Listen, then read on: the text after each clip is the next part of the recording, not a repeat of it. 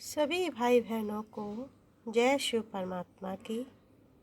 आज की मूल्य है कि मनुष्य को अपने नियमों का पालन क्यों करना पड़ता है। मनुष्य को अपने भाग्य को उदय करने के लिए, अपने भाग्य को बनाने के लिए नियम और मर्यादाओं का पालन करना पड़ता है। नियमों द्वारा मनुष्य का आत्मबल मजबूत होता है।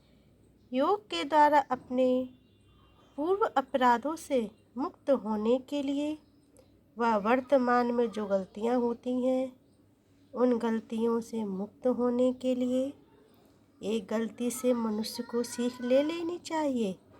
इन्हीं गलतियों से सीख लेने से अपने जीवन को श्रेष्ठ और महान बना सकते हैं। बाबा कहे, कर्मयोगी ही मानव जीवन का एक लक्ष्य है। कर्म ही मानव को श्रेष्ठ व महान बनाता है। योग करने से मनुष्य को जो परेशानियां आती हैं उन्हीं परेशानियों से पूर्व के अपराधों से मुक्त होते हैं।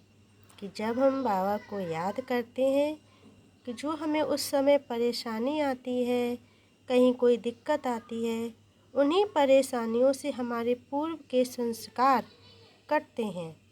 बाबा कहे, हर प्राणी को योग में आने वाली परिस्थितियों से जितना दृढ़ विश्वास मजबूत रहेगा उतना ही तुम्हारे जीवन के कष्टों से निवारण होता रहेगा।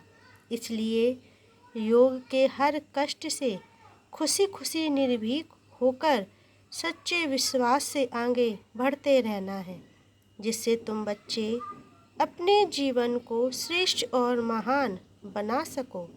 कर्म योगी ही मानव जीवन का एक लक्ष्य है। धैर्यवान व्यक्ति कभी अपने जीवन में हर परिस्थिति को पार कर सकता है। कभी अपने धैर्य को नहीं खोना है। धैर्य ही मानव जीवन को अंतिम विजय दिलाता है। इसलिए मनुष्य को अपने जीवन में अपने कर्तव्य को श्रेष्ठ और महान बनाना है। कर्म बंधन ही मनुष्य के जीवन में दुखों का कारण होता है। इसलिए अपने जीवन में नियम और मर्यादाओं का सच्चा पालन करना चाहिए। यही तुम्हारे जीवन को नई युगों तक सुखों को प्राप्त कराता है।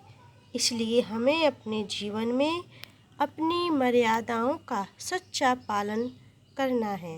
बाबा कहे, क्योंकि परमात्मा इस संसार पर हम सभी को अपने संस्कारों से मुक्त कराने के लिए आया है।